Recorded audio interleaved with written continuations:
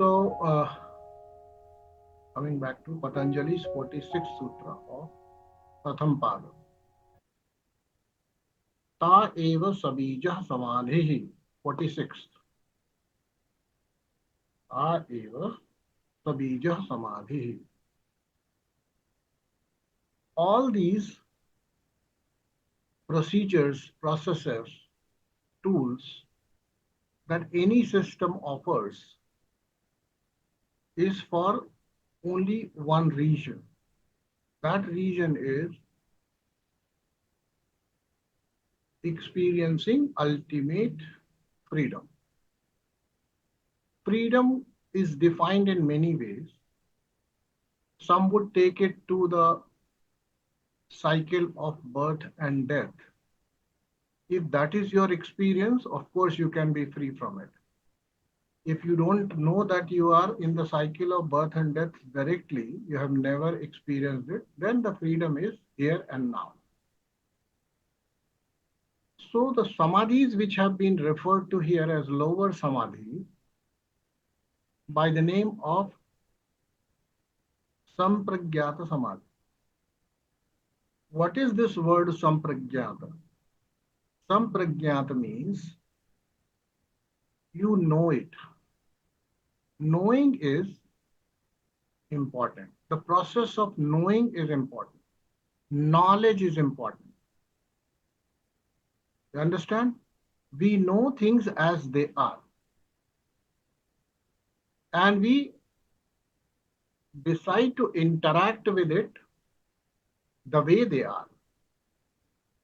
Basically, that's the ultimate result of what we call discrimination, viveka. Discrimination is the culmination of that faculty that we have, the highest faculty that we have is known as Buddhi. What is discrimination?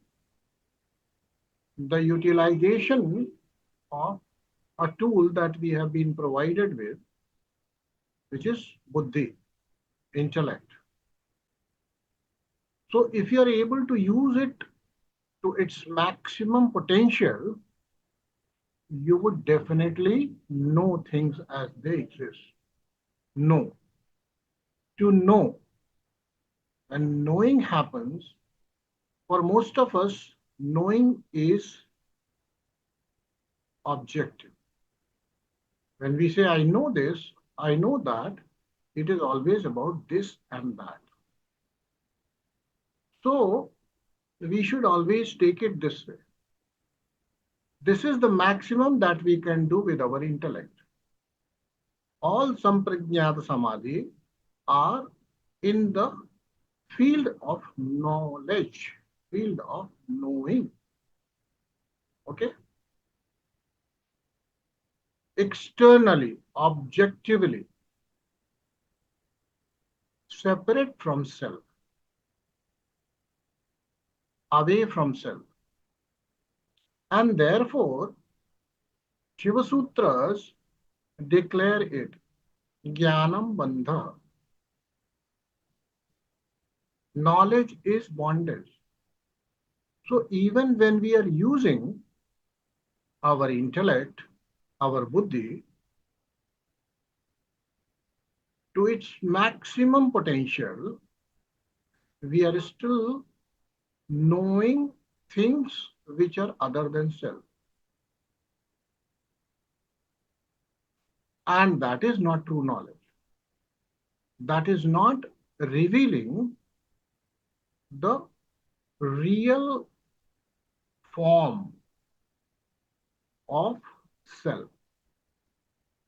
See, we say Swarupa and Swabhava. By knowing in such a way, using maximum potential of our intellect, Buddhi, we know of Swabhava, which is nature. Nature. Swabhava is nature. Two types of nature. One nature is acquired nature, which is non-permanent. Another is nature, which is essential nature, that is only in the case of sentient being, the Purusha. Okay. Because only Purusha or the soul or the consciousness is eternal. It never changes. So many words have been used to define it. Nitya, Shuddha, Buddha, and Mukta. All right. This is essentially the nature of self. And this self is not yet known. Because Samprajñāt Samadhi have chosen the field of knowing other than the self. Even if the intellect starts investigating itself and comes to know what it is in itself, because its capacity is to know. Capacity is to decide, decipher, discriminate. So here, intellect can partially understand itself as well. For example, you sometimes state this: I have a very unstable buddhi, unstable intellect. Don't you observe it? This observation is of whom? Who is observing this? Who is discriminating this? Whose inference is this? Of course, intellects. This inference is from intellect, by the intellect, about the intellect. Yes or no? Therefore, intellect can best know itself. And when we are in that phase of knowing it, the buddhi itself, we become free from the lower modifications of prakriti. All right? We become free from the modifications of prakriti. Now here comes another terminology which has been used here. The terminology used for Samprajñāt Samadhi is sabīja, with seeds. What is this seed? Now, seed means all the saṁskāras and vāsanās, all the karmas, which is ashayas, all the smriti, etc., they are still there. And they are unmanifest. This unmanifested state of all the lower modifications of prakriti below intellect are consumed by the experience at the level of intellect itself, and you get freedom from the lowers. But you are not yet completely free. Why? Because the seeds of that are still present in you.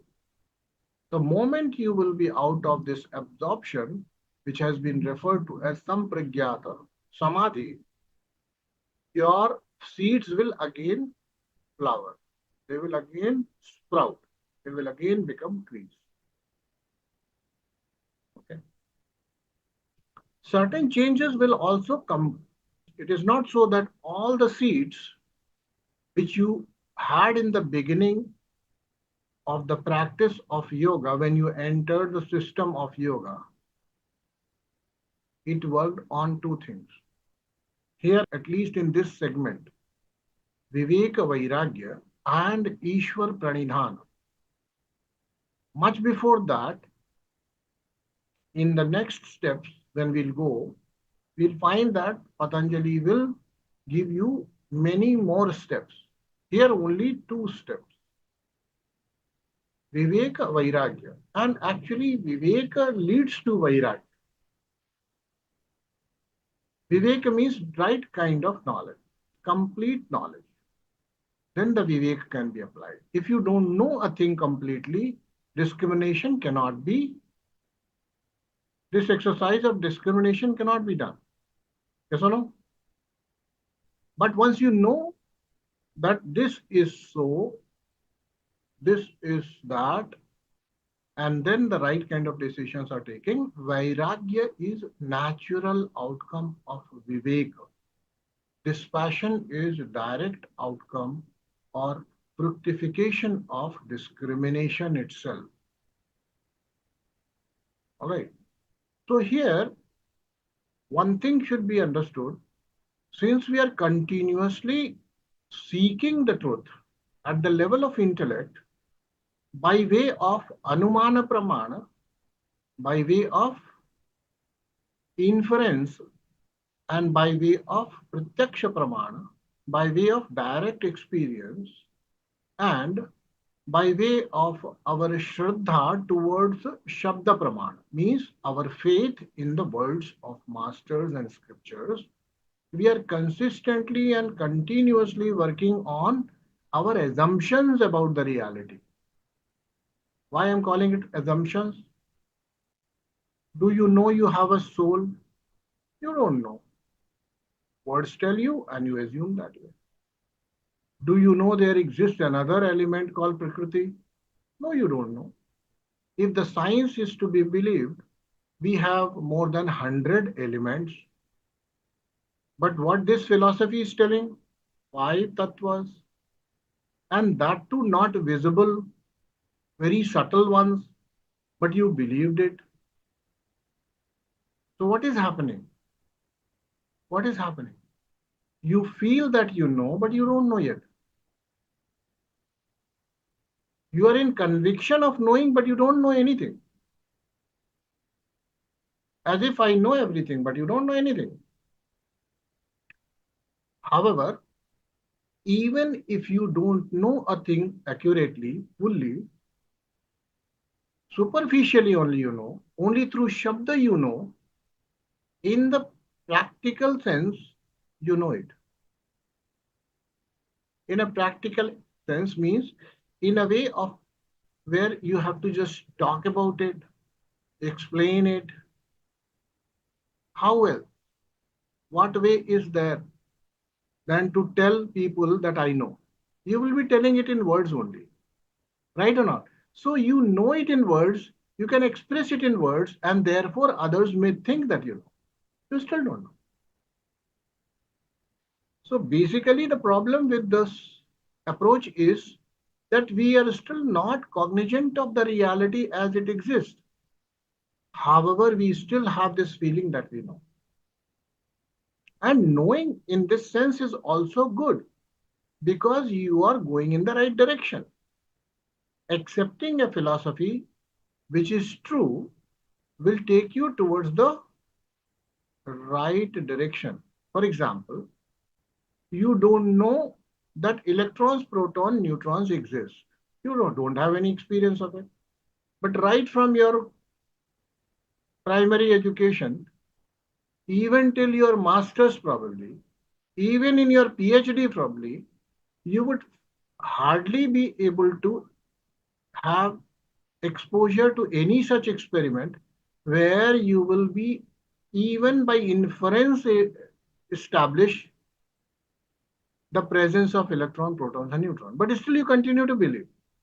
However, after that research, PhD, whatever, and you take up that subject more seriously, the assumptions that you took as knowledge, when you experiment, they come out to be true.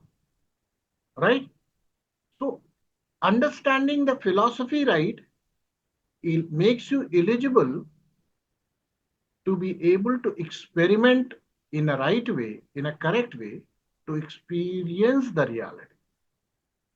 So nothing wrong with that. Even if it is assumption, for you it is an assumption that there are 3 fundamental particles.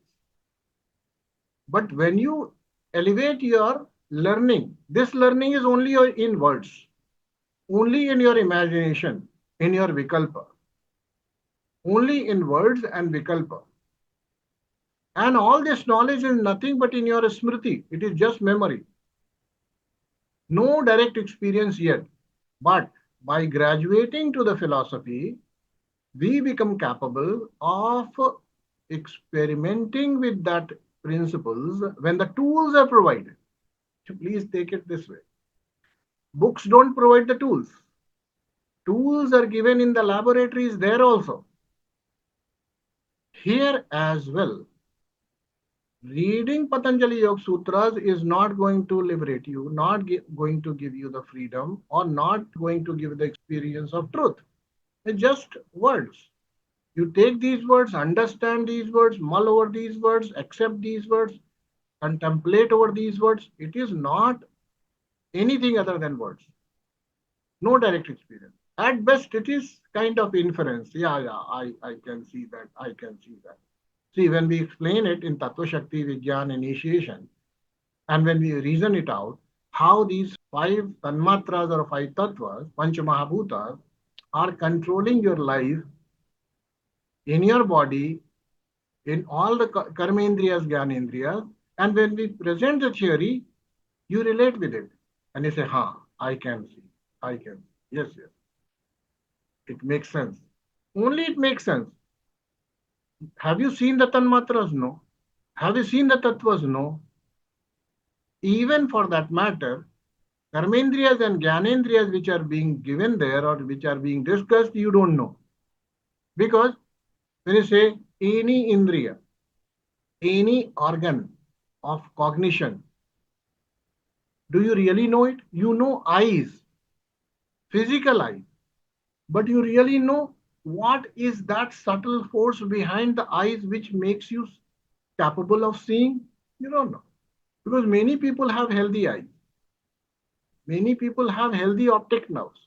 Many people may have healthy, optic center also, but still they may not be able to see. Why? Because they are not activating that particular indriya. It is not activated. Even in our case, forget about it. You may not understand this. Even in your case, when you intently hear something, you lose the capacity to see everything was intact or not. When you intently hear, listen to something, your capacity to see is diminished. Other capacities are diminished. Your capacity to touch also diminishes. When you are in an intense viewing process, seeing process, and you are engrossed in it, your sense of touch is also kind of disabled. Somebody has to actually give you 3, 4 taps on your shoulder or somewhere, depending on how pally he is with you, to make you come into senses. Is it not? Then the sense of touch becomes active. So this is very clear that the skin is not the organ actually. It's a physical interface. It is not the indriya. So sparshendriya is something else. It's subtle. In the same way, indriya, which we refer to as shravanendriya, that is subtle. It's not physical. And therefore, we should always understand that the words are given only to point towards the truth. They don't carry the truth in themselves. The philosophy is given only to orient you towards that goal, but the tools will be given to experiment. And if you see, even here, Patanjali offers certain tools. Those tools are very well there. Right? What is yoga? Chitta vritti nirodha.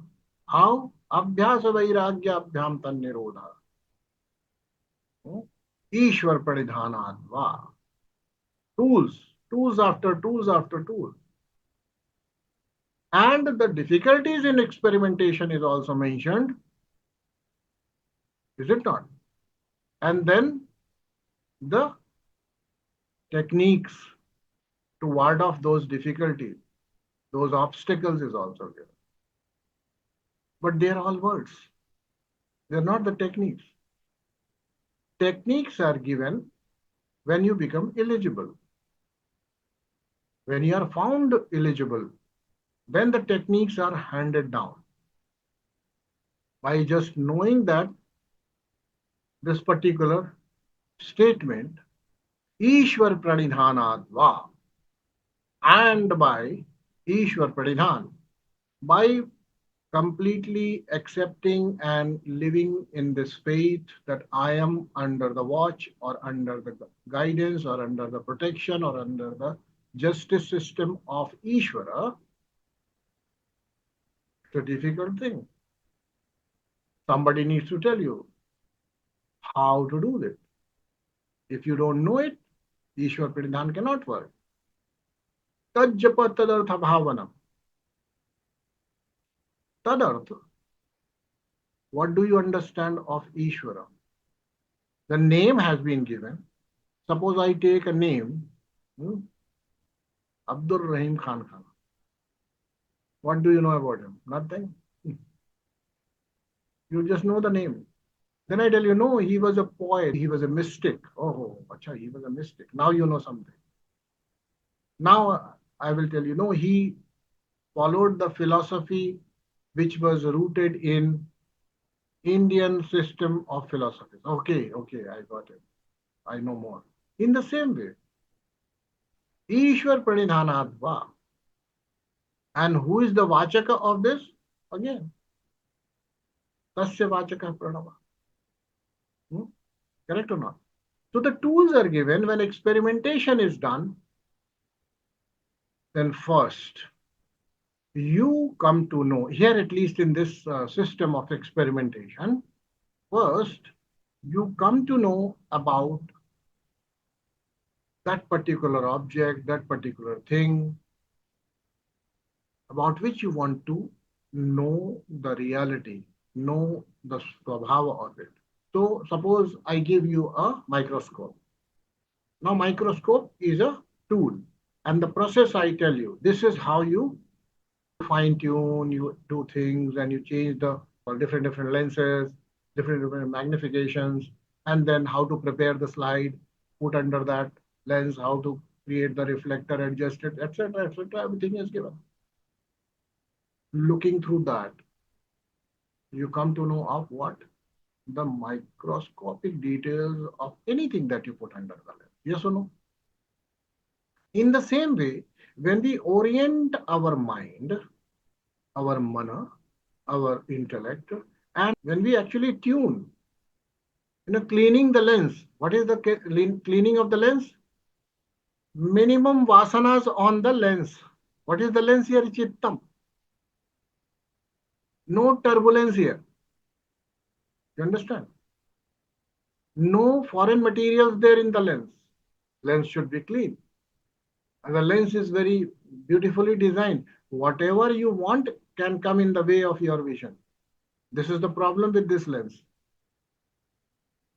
All the smritis, all the past things which you have seen through that lens may come up there. And you can never see something which is being presented in its true form. Because it's being covered, blurred, obstructed by the previous images which are actually present in the lens itself. Chittam. Suppose I come here not in this attire, but in the attire or in that costume in which Gabbar Singh was there, let's say, having the bullets, etc. here, a pistol here, and all that. Suppose I come in that attire. Will you see me or will Gabbar Singh come in the way? Think about it. Of course, Gabbar Singh will come in the lens itself. Through that image, you will start seeing me. Through that obstruction, you will observe me. You can't see who I really am. Because the attire is changing your attention and bringing about so many smritis in your chittam that your chittam is not free of the disturbances, free from all the obstructions which actually come in the way of the right perception. So yoga gives a tool to first clear the lens, clean it up, put it in order, understand in what way, what sequence it is to be used, in what way the stability has to be done. Even simply clicking a photograph, exactly same as the system of yoga. What all you need? You need the stability of hands. Even in clicking a simple picture where you want to see, capture a particular scenery, the way it is, you have to do kumbhaka. You see, kumbhaka. Yes, you have to stop your breath at that moment when you actually press the shutter. That is how you take the picture. You understand what I mean? In the same way, all through these tools, one thing is clear. No seeds of memories, etc. should sully the lens, dirty the lens, should not come in the way of the vision, and your lens should also be stable. There should be no ripples in the lens, and your lens is what? Chittam itself. Everything is perceived through the mind. You understand? Now, even then, in this philosophy, what is being told that samprajñāta samadhi means you are still, see, intellect, let's now take it in this way. Buddhi is also referred to as mana in this philosophy. Mana is sometimes referred to as buddhi. So let's take this tool as buddhi now. Buddhi will have all of it. When I say buddhi, buddhi will have all the impurities also, all the smritis also, all the vāsanās also. But buddhi being separate from them, it's a place, it's a residence for all these things, vāsanās, saṁskāras, etc. They are contained in the container called buddhi or tool called buddhi. And there is a way to keep them subsided, to keep them still, and use this tool of buddhi. Without this buddhi or tool of buddhi being shaken, being disturbed, being any kind of impurity, the process obstructions, nothing is done by the previous impressions that it carries. Fresh impressions have to be taken. So now, if you are handling this tool of buddhi, let's compare it with camera now.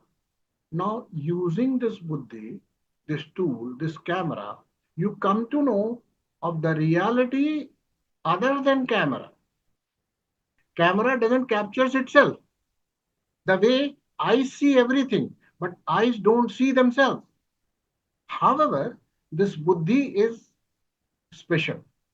It can see itself also. So maximum to maximum, what you can do using buddhi is, you come to know of things which can be perceived or seen by buddhi. It will fall in the samprajñāta samadhi. Even if buddhi knows itself, then also it will be samprajñāta samadhi. It is not asamprajñāta. Asamprajñāta means now this tool of buddhi is to be dropped. And the real seer comes here. You see, this is tool. Camera to be dropped, and the seer, the self, this me, starts perceiving the things as they are. Although the tool will still be utilized. However, now I know camera is not the thing which actually creates this sensation of vision. It is me who actually sees. Camera doesn't see it. The clarity that camera presents is not perceived by camera. It is perceived by me. And when this kind of perception happens, you are transported to another kind of samadhi, which is known as asamprajñāta samadhi, which is called bīja samadhi.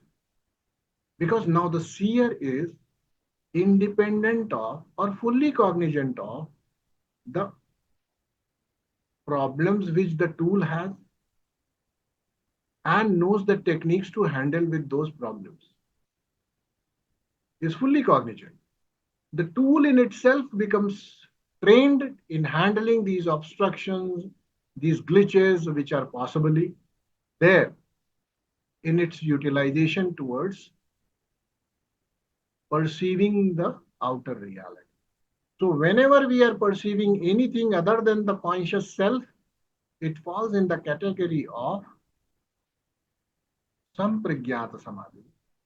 And there, since the dependence and all focus is on the tool itself, not on the perceiver, the real perceiver, the Purusha, it gives this condition here. This particular condition is maintained.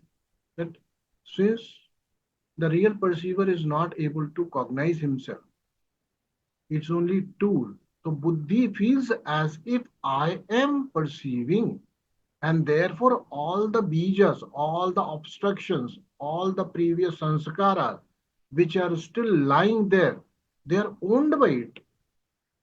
They live in it. And when Buddhi is perceived as self, Buddhi is full of seeds on. The anomalies of camera, the problems of the camera, the glitches of the camera will be, of course, there till the time camera perceives itself as self. When perceiver, a higher observer, the self, the Purusha, presents itself and our attention and focus goes there, then this is merely a tool. Away from me, I know this impurity, these glitches, these vāsanās, these saṁskāras are not in me. It's not in me. It's like, saying that Neeraj is a very bad person because his car is in a very bad shape. Suppose I say. Will Neeraj accept it? No. Because Neeraj knows it is not him that is in bad shape, it is car which is in the bad shape. He doesn't have any problem, any malfunctioning associated with the car. He is not owning it up that way. He knows it is not in him. Understand? The problems are of car, not me. I'm not in any sort of problem. So the higher self, as it comes in the play, as it becomes available, as it shines forth, rather the word should be shines forth. As the real observer, the Purusha shines forth, clearly recognizing Prakriti, which is giving rise to Mahat or Buddhi, the Ahankara, the Mana, the Tanmatras, Indriyas, etc., as a tool separate from itself, then it will not own any anomaly of Prakriti inflicted upon itself. Nirbīja, you are free from it. So, Sabīja, Nirbīja, these are the two terms basically used for two absorptions, two levels of samadhi. One is samprajñāta, which is also referred to as sabīja. And another one is asamprajñāta, which is nirbīja. And all these samadhis which have been described so far, they give you lot many capacities. They will come in the other section of Patanjali Yoga Sutra.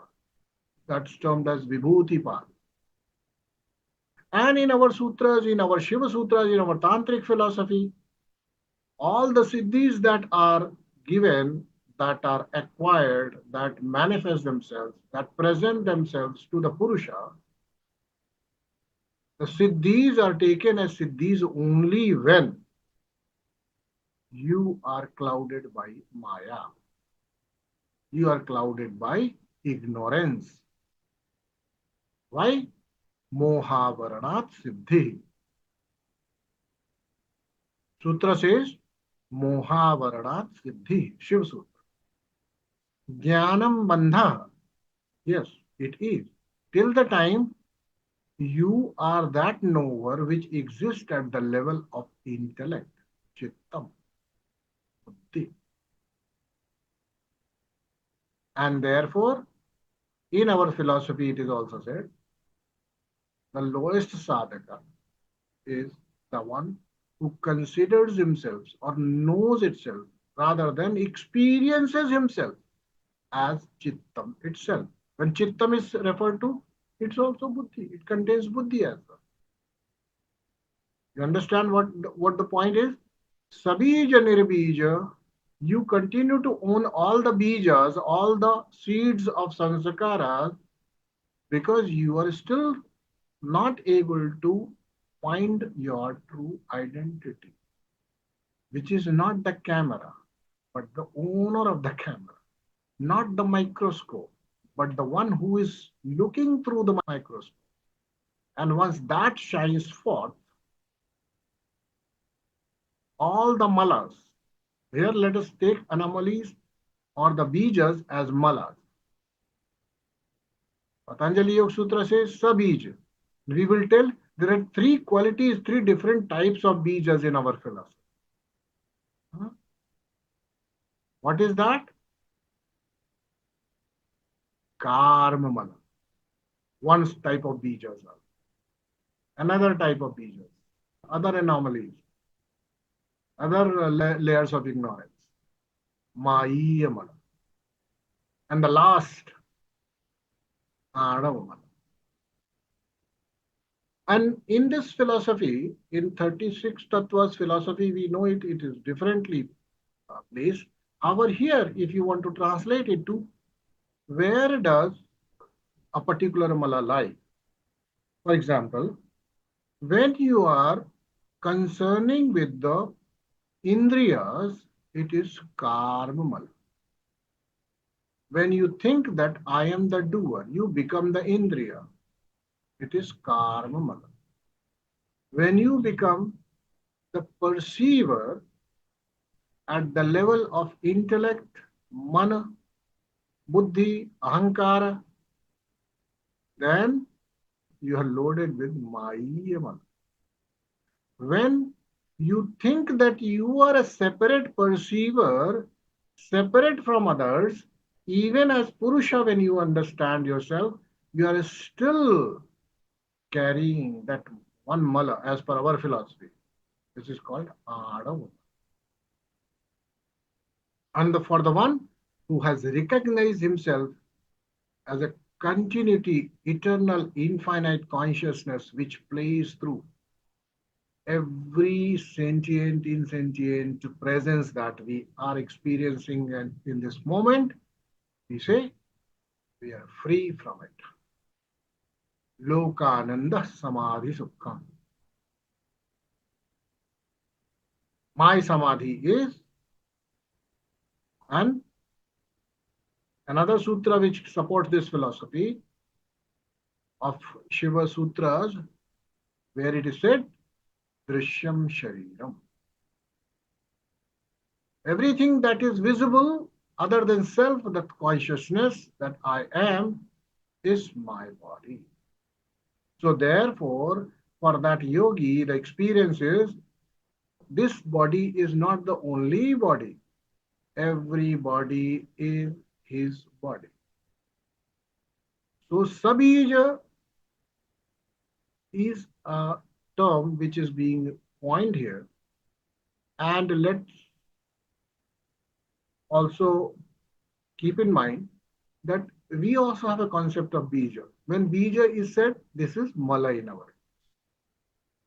So by doing your japa, sadhana, whatever processes you know, all the chakric processes, all the yantric processes, all the deity-oriented processes, whatever you are doing, it will be giving you the experience which is temporary. You get absorbed in it. All vrittis stop. You are into a type of dharana that goes into dhyana. And for some people, it may culminate into samadhi. but still it is in the field of bījas. Because for the temporarity, you created certain conditions. And what is the truth, ultimate reality? The ultimate reality, the experience of it is not demanding any specific situation to be presented or to be created for that experience to come, which means you will always experience this. And there I disagree with the Patanjali system, that they say that you know the reality only in the state of samadhi. And for that, your chitta vritti nirodha has to happen. Here, in Tantra philosophy, we don't agree to it. We say, once you have recognized yourself as a Purusha and learned to ride that forth which is known as Turiya, though you are still loaded with Anava Mala, you are always experiencing it. Jagrata, Swapna, Shukra. And more so, you have already studied in Spandakarika what are those specific phases in which the knowledge of this fourth is very, very vividly known to the practitioner. All right. So Patanjali is just describing that all the previous samadhis which have been described here, ta eva sabīja Samādhi. All these are Sabīja Samādhi. That means you are still not free. In this philosophy, mukti is taken as temporary retirement from the world. Yeah. As you retire from your service, what remains with you is, you understand, boss का नहीं सुनना है, but अब घर वालों का सुनना पड़ेगा, घराड़ी का सुनना. Continues to be so. Retirement, mukti means nothing.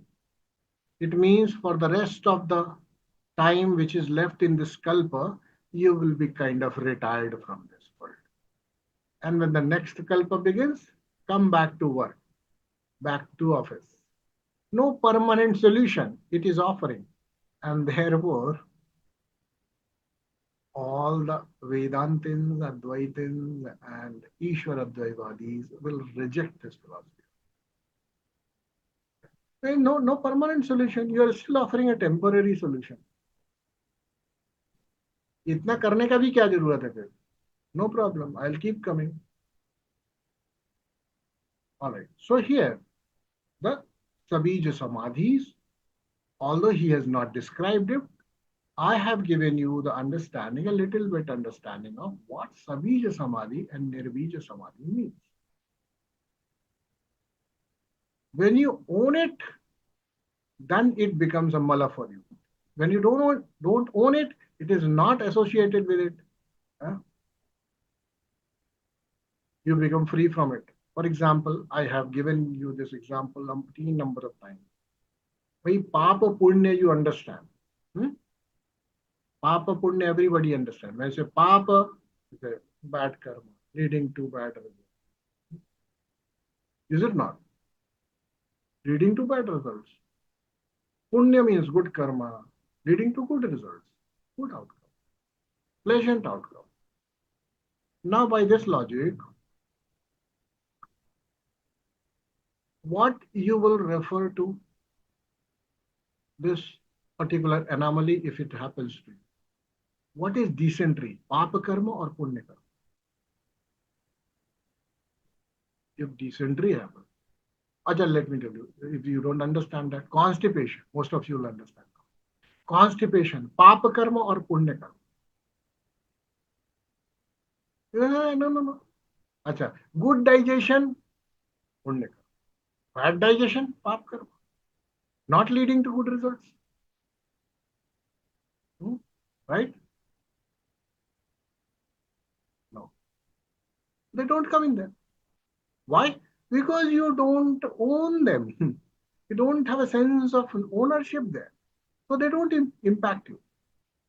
In the same way, when your consciousness recognizes itself separate from the Prakriti, it becomes aware that this is not me.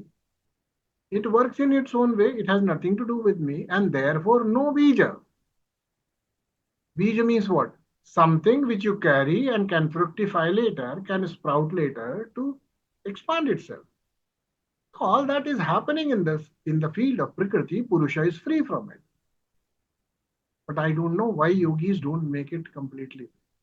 They still keep Purusha Vishesha separate from themselves and then say, no, no, no, he will still control everything. I am still not free. At the end of Kalpa, the creation happens and I come back. Whatever it means. They are definitely better off than you people. Better than us. Whatever it be. If we can't become the president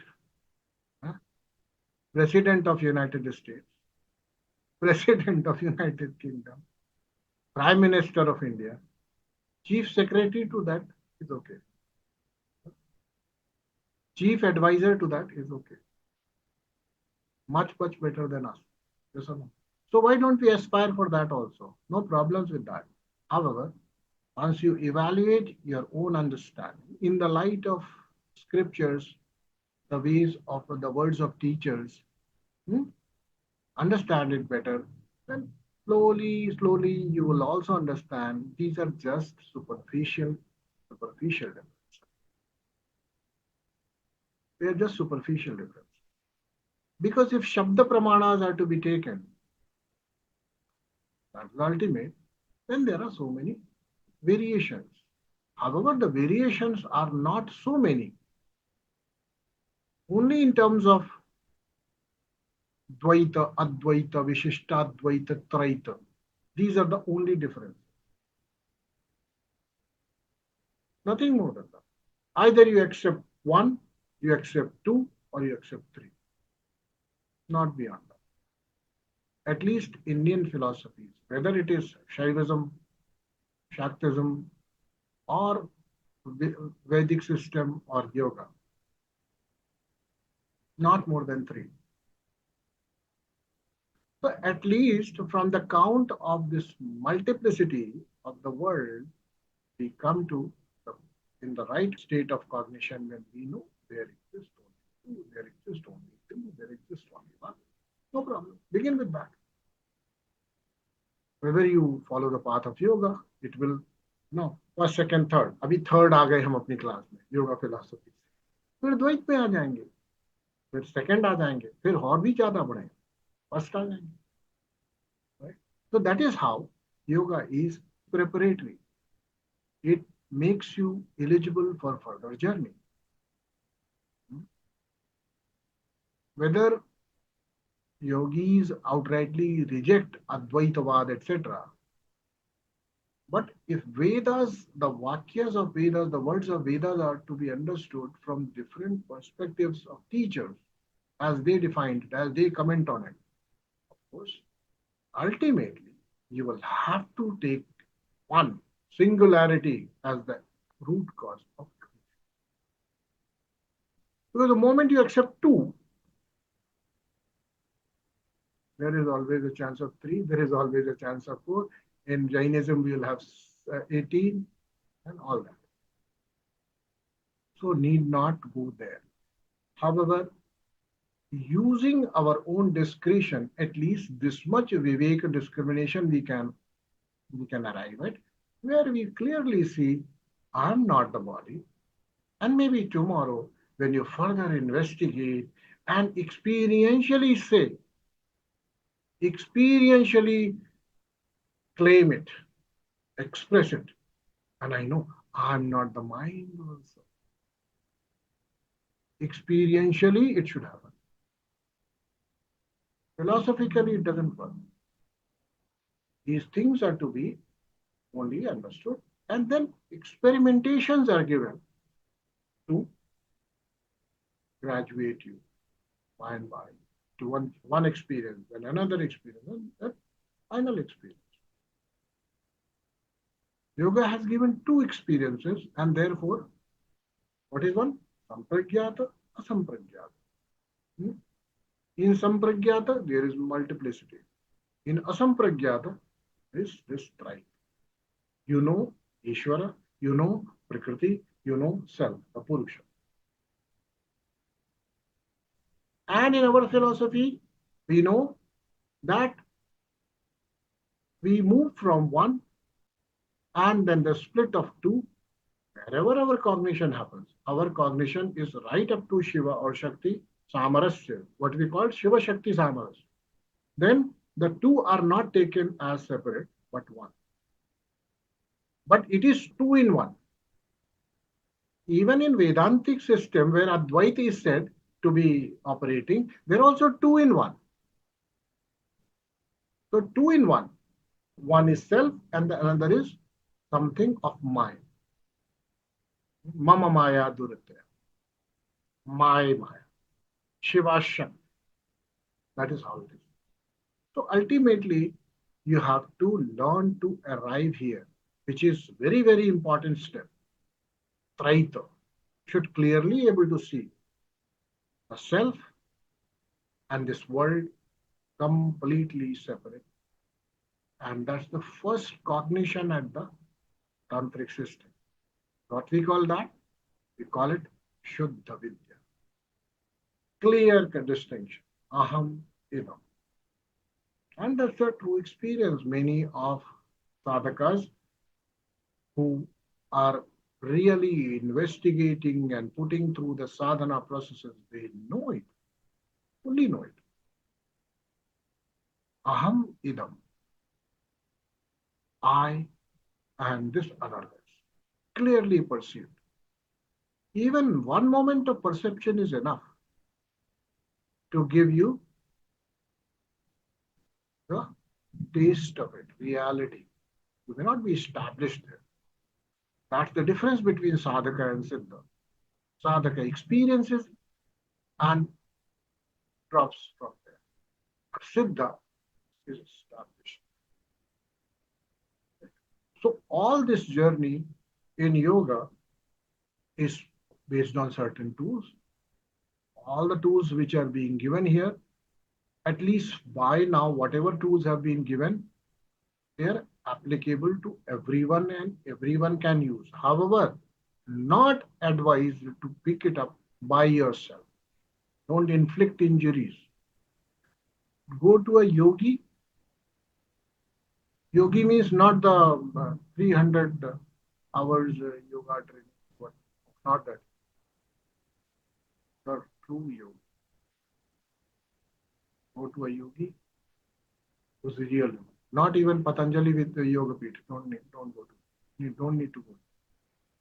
You have to go to a true yogi. Now you find who's the true yogi. So by doing that, you will be introduced with certain further tools and the nuances associated with it. And then you experiment. So preparation has to be done. All this theory which we are studying will come handy when you are given the processes. It's just like a manual, summary of the manual, which you will receive at the when you are at the learning stage, experimentation stage. This will come handy. Okay, so that you don't have a problem in deciphering two experiences and mistake one for the other. Right? For that, theoretical understanding is also needed. Otherwise, what happens when the people don't study all this? Anyone who thinks that he is meditating, how they meditate, they sit quietly, and I don't know what happens to them. But they come back and say, I did not know anything. And I say, you must be sleeping. But they come back and say, I was in deep meditation. For them, this is the meditation. And lifelong they can remain in this delusion. They are meditating. That's the problem. So therefore, studying it, understanding it is always of help. All right. So ta eva sabīja samādhiḥ. This is completed. Sabīja, which means all the malas intact. All the malas intact in our philosophy. Even if one mala is left, it's still sabīja. Not yet beyond the kanchukas. One or the other is still there. All right. So let's pray and then we will. Om Sarve bhavantu sukhinah, sarve santu niramayah, sarve bhadrani pashyantu, ma kaśyit dukkha bhavet. Om Shanti Shanti Shanti. Om Shiva.